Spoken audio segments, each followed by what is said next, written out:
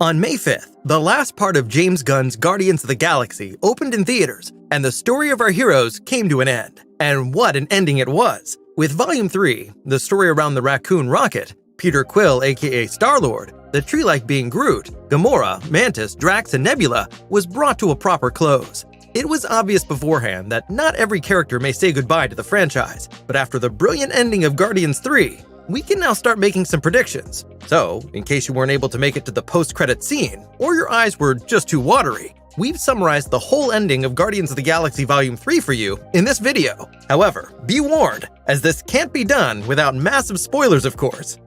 What certainly surprised many after all the speculation before the release is that James Gunn has let each of the Guardians survive. A lot of rumors were circulating about the death of Drax, since the actor Dave Bautista has declared his departure from Marvel. In addition, we also had the theory that Quill or Rocket would sacrifice themselves. But, as usual with James Gunn, things turned out very differently than expected, and following the final battle against the High Evolutionary, the Guardians simply parted ways. It all starts with Peter, who finally wants to face his past on Earth after many years.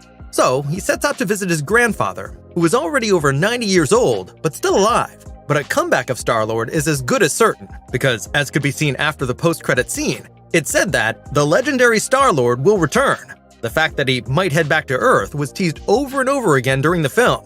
Before that, he was mainly busy mourning the new Gamora. Since these two will probably no longer become a couple, going back to his home is also only logical. Even though we had speculated that there would be a comeback for Gamora and Quill, we were proven wrong. Gamora seems to have really found her new family in the Ravagers now. Thus, a return on her part also seems out of the question. Actress Zoe Saldana did already reveal in interviews that this was her last Guardians movie. Mantis also leaves on her own. Quill's sister wants to finally find herself after the death of Ego and her days with the Guardians. So, she sets off with her 3 tamed abelisks. While Mantis' character has grown over the course of the movies, her story seems to have ended as well. Whether we'll see her again remains to be seen. So far though, there is no scenario where we can well imagine her in a future film. Nebula and Drax set out on their journey as a couple. They want to take care of the children created by the High Evolutionary of Nowhere. A return of the two seems actually impossible. While Nebula has become more and more mature as mother and good voice of the group, Drax also became increasingly aware of his true identity as the film progressed. As stated in the film, Drax the Destroyer became Drax the Father. Of course, things will get exciting with Rocket. He and his origin story were, after all, the main part of the film. Since the galaxy will always need its Guardians, he ended up being named their new captain. We finally got to meet his new team in the mid-credit scene. Groot is now King Groot, so even bigger and stronger than we've ever seen him.